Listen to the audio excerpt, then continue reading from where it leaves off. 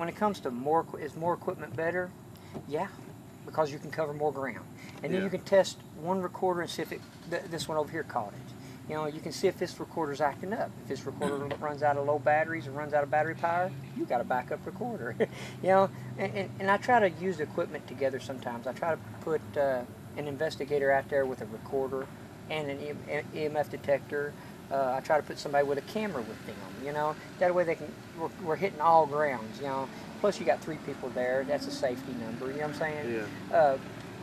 But yeah, I mean, you can easily go out and spend $100 and do a great job.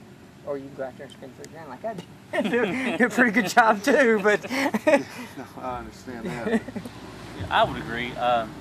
You don't necessarily have to have all the equipment to go out to capture evidence of paranormal activity.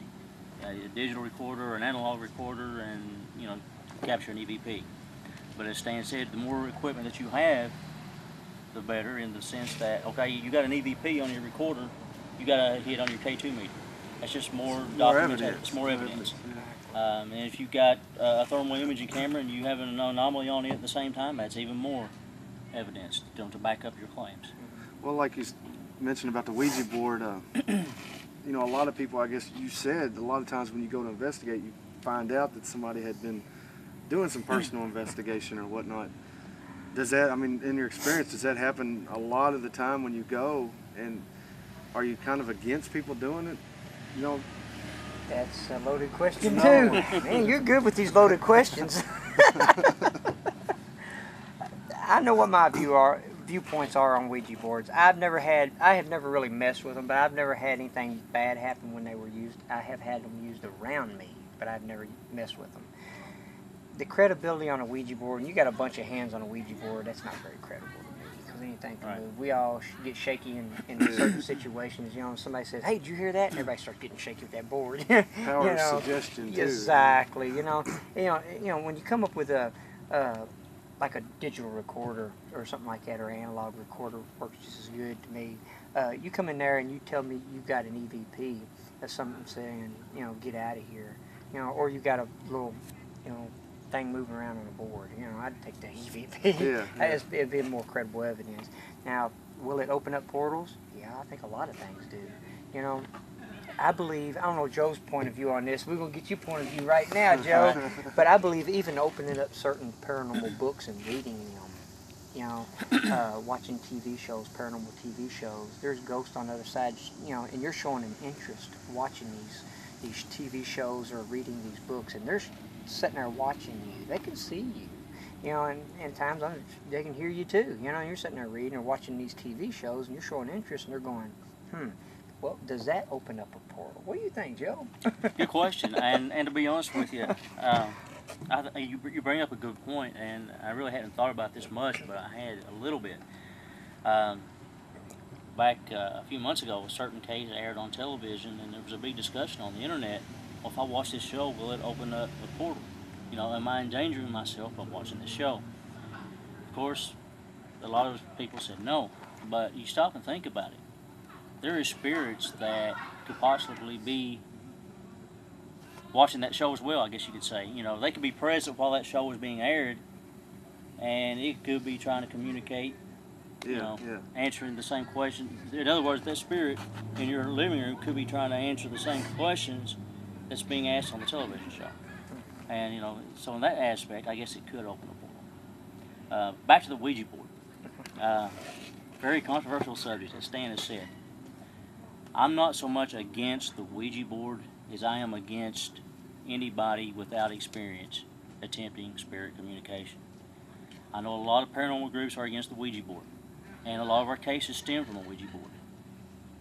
But it's not just the Ouija board, folks. Anytime you use anything to attempt spirit communication, you're opening yourself up to the unknown. You're opening portals.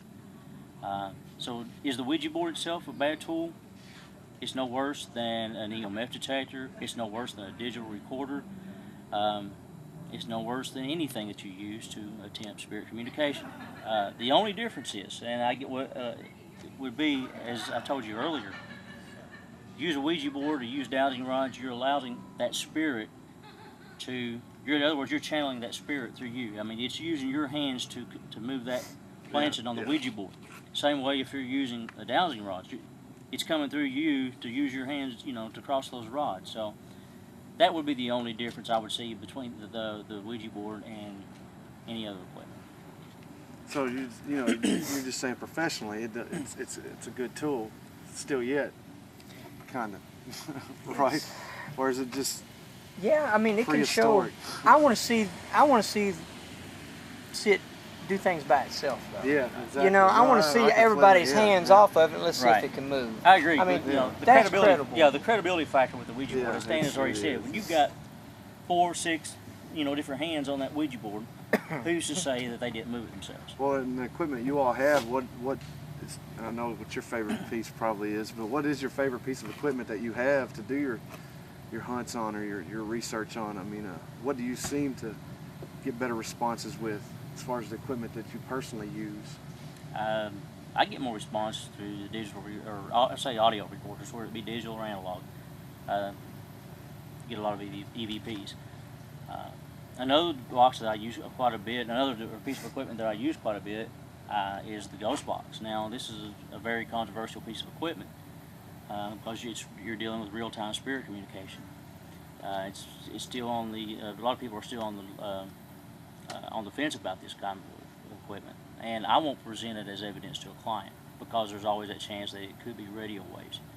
But when you start getting specific answers to specific questions, or you start getting profanity through it, then you pretty much know that you've got paranormal activity, because the FCC prohibits profanity on the radio.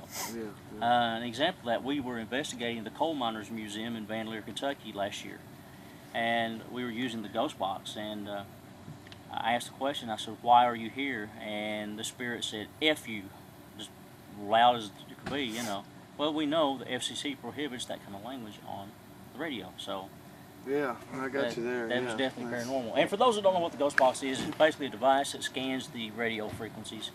It's an AM, FM radio. It's been hacked, been altered, and it constantly scans the radio frequencies. Is it the Ovulus? Is that what? No, that's the Radio Shack 469 model.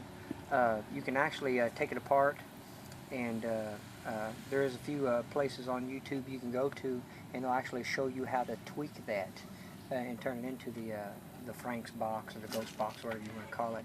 And what you pretty much do is you take it apart, and there's 10 pins in there, and there's one of the pins in the middle. I think it's the 5th one from the little volume dial, and you just take a pair of little tweezers or something, pull up on it, and snip it. And that's it. And what that does, you hold the button down, and it continually scans. What you're listening for on that is there's regular channel bands like 99.1 or 99.3 or something, but there's the ones like 99.2, the even numbers, 99.6, 99.4. Those numbers are missed bands, air bands, and they believe that they come through those bands as it's scanning.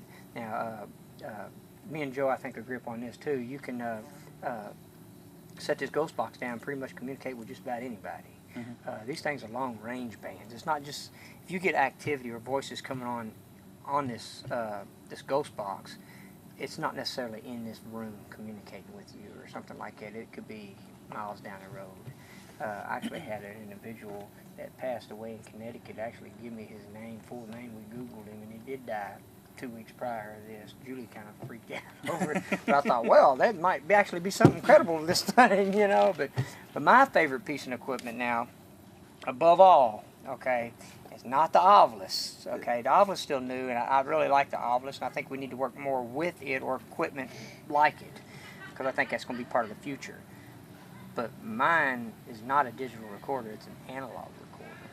And I really believe big on analog. I catch 20 times more EVPs, and I can catch a lot better Class A EVPs, more loud and clear, you know what I'm saying, so you can really hear it clearly, what it's saying, all because of the tape, the tape cassette itself. Well, that's another question I was going to ask you.